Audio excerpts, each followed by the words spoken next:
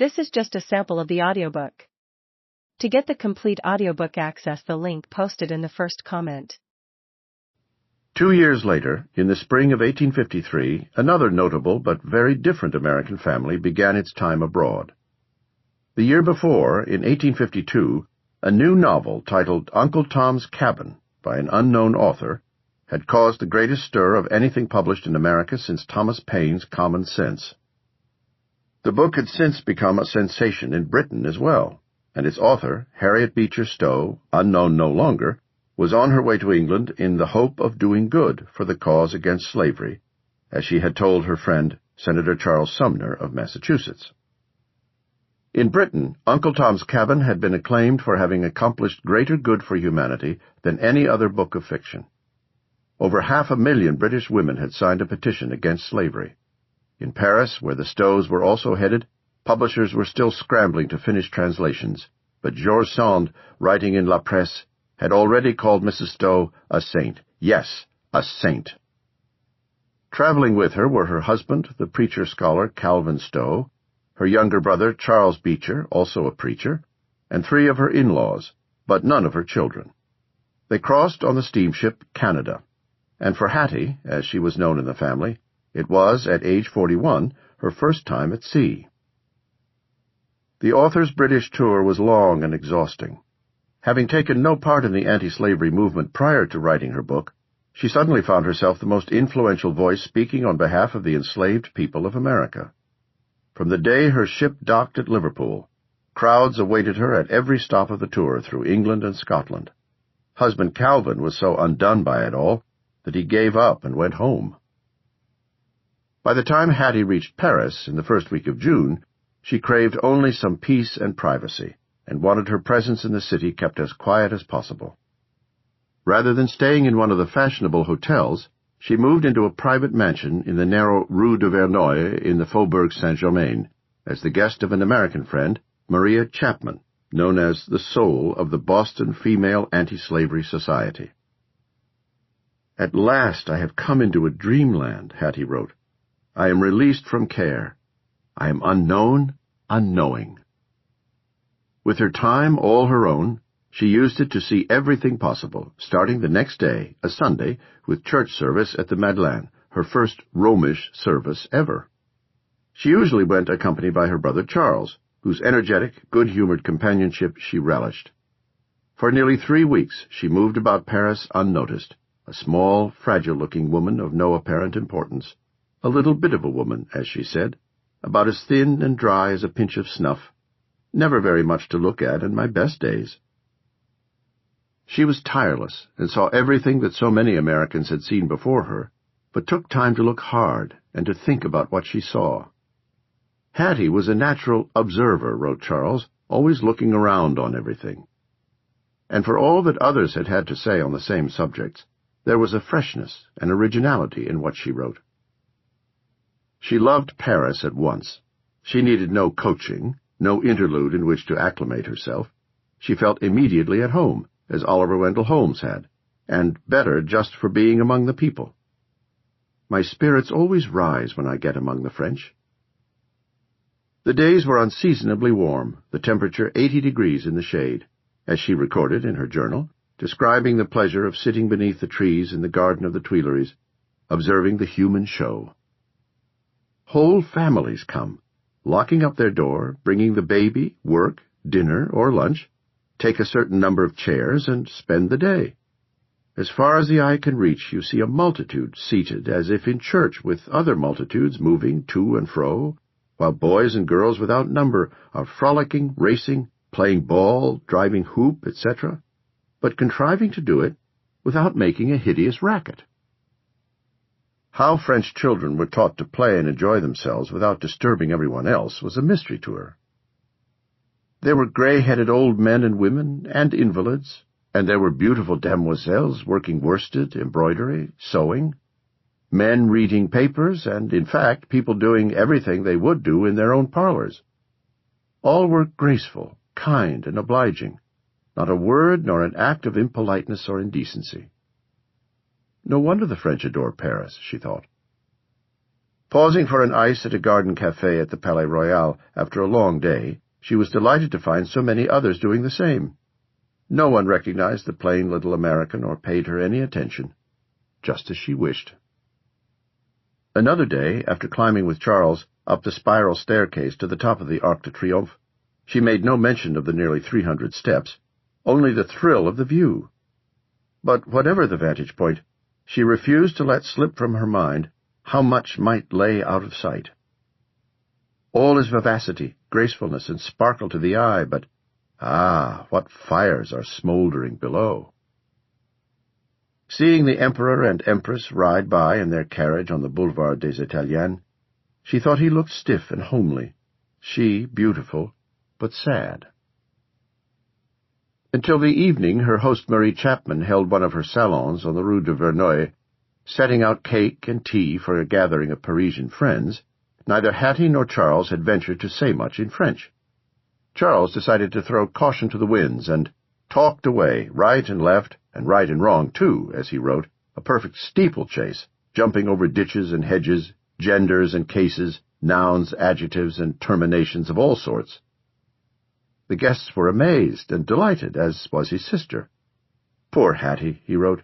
She could not talk French except to say, "Oui, madame, no, monsieur." The attention paid to her at this and other small gatherings by those who knew who she was very touching, Charles thought. She is made to feel perfectly free, and the regard felt for her is manifested in a way so considerate that she is rather strengthened by it than exhausted. What was the mysterious allure of Paris, she wondered? What was its hold on the heart and imagination? Surely the life artery was the ever-flowing Seine, she mused one day when crossing the Pont d'Austerlitz. Her years in Cincinnati, living in the presence of the Ohio and writing about it in her book, had given her a strong inner sense of the river as a divider, an open highway, a measure of the turning of the seasons, of life. But the Seine, embellished with such bridges and show of monumental architecture, was like no river she had ever known. And there is no scene like this, as I gaze upward and downward, comprehending in a glance the immense panorama of art and architecture, life, motion, enterprise, pleasure, pomp, and power. As the instinct of the true Parisienne teaches her the mystery of setting off the graces of her person by the fascinations of dress, so the instinct of the nation to set off the city by the fascinations of architecture and embellishment. Much in the same way Emma Willard and others of New England Puritan background were transported by the Cathedral of Rouen, Hattie Stowe, gazing upward within Notre Dame, felt a sublimity she found impossible to analyze or express. It was a long way from the kitchen table in Brunswick, Maine, where she had written Uncle Tom's Cabin, a baby in a clothes basket at her feet. She had become increasingly interested in art, so the Louvre occupied the greater part of her time. She knew nothing of the rules of painting, as she said, but confident in what she knew of the art of literature, she compared the painters who most strongly appealed to her to one or another of her favorite writers. Rembrandt struck her as very like Hawthorne, for example. He chooses simple and everyday objects, and so arranges light and shadow as to give them a somber richness and a mysterious gloom. The House of Seven Gables is a succession of Rembrandt pictures done in words instead of oils. Now this pleases us because our life really is a haunted one. The simplest thing in it is a mystery. The invisible world always lies round us like a shadow. There were no paintings in the museum to which she returned as often as those by Rembrandt. Rubens, the great, joyous, full-souled, all-powerful Rubens, whom she loved no less, was like Shakespeare, she decided. Yet Rubens bothered her. He was full of triumphant, abounding life, disgusting and pleasing, making me laugh and making me angry, defying me to dislike him. Like Shakespeare, he forces you to accept and forgive 1,000 excesses, and uses his own faults as musicians use discords only to enhance the perfection of harmony. There certainly is some use even in defects. A faultless style sends you to sleep. Defects rouse and excite sensibility to seek and appreciate excellences. Walking back and forth the length of the Grande Galerie, pausing to look at pictures from a distance and up close, she found few glorious enough to seize and control my whole being. Too many artists painted with dry eyes and cool hearts, she thought, thinking only of mixing their colors and the jugglery of their art, thinking little of heroes, faith, love, or immortality. For the large works of Jacques-Louis David, hanging with other French paintings in the Salon Carré, she had little use.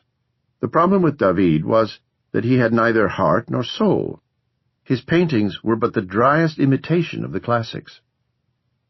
She saw French painting as representative of the great difficulty and danger of French life in general.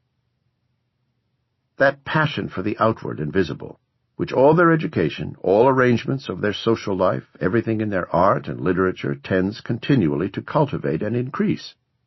Hence they have become the leaders of the world in what I should call the minor artistics, all those particulars which render life beautiful.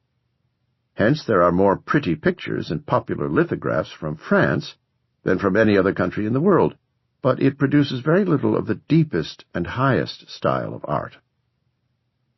But there was one stunning exception, she was quick to concede, the raft of the Medusa, the tremendous 16 by 23.5 feet, dark canvas by Théodore Géricault, showing the tragic victims of an 1816 disaster when the ship Medusa went aground off the coast of Senegal. There are no heroes on the crude raft in Géricault's wild, dark, unforgiving sea. At least two of the figures in the foreground are already dead. Those still alive cling to one another, and the whole thrust of the pyramid of their bodies is to the upper right-hand corner, where the strongest of the living, a black man, waves a shirt or rag toward one dim semblance of hope, the mere speck of a ship on the far horizon. If any great work in the Louvre had the power to seize and control her whole being, she wrote, it was this. She spent a full hour in front of it. I gazed until all surrounding objects disappeared, and I was alone in the wide Atlantic. Those transparent emerald waves are no fiction. They leap madly, hungering for their prey. That distended sail is filled with the lurid air. The dead man's foot hangs off in the seething brine, a stark reality. What a fixed gaze of despair in that father's stony eye! What a group of deathly living ones around that frail mast, while one with intense eagerness flutters a signal to some far-described bark. Coleridge's Ancient Mariner has no colors more fearfully faithful to his theme, and there's no voice that can summon that distant flying sail. Here was the work of a man who had not seen human life and suffering merely on the outside, but had felt in the very depths of his soul the surging and earthquake of those mysteries of passion and suffering which underlie our whole existence in this world. She was sure no more powerful piece had ever been painted. It was as though this one picture had been worth the whole trip to France. After not quite 3 weeks, she and her party were on their way to the Swiss Alps and Germany, but soon were back in Paris for a longer stay. She had been thinking about the human need for beauty, and how in childhood she had been starved for that side of life. She felt she had been senselessly, cruelly cheated. With all New England's earnestness and practical efficiency, there is a long withering of the soul's more ethereal part, a crushing out of the beautiful, which is horrible. Children are born there with a sense of beauty equally delicate with any in the world, in whom it dies a lingering death of smothered desire and pining, weary starvation. I know, because I have felt it. It was a severe indictment of her own upbringing, indeed of American life, and not until she came to Paris had it struck her so emphatically. More important was the realization that the beauty of Paris was not just one of the pleasures of the city, but it possessed a magically curative power to bring one's own sense of beauty back to life. One in whom this sense had long been repressed in coming into Paris feels a rustling and a waking within him, as if the soul were crying to unfold her wings. Instead of scorning the light-hearted, beauty-loving French, she decided, Americans ought to recognize how much was to be learned from them.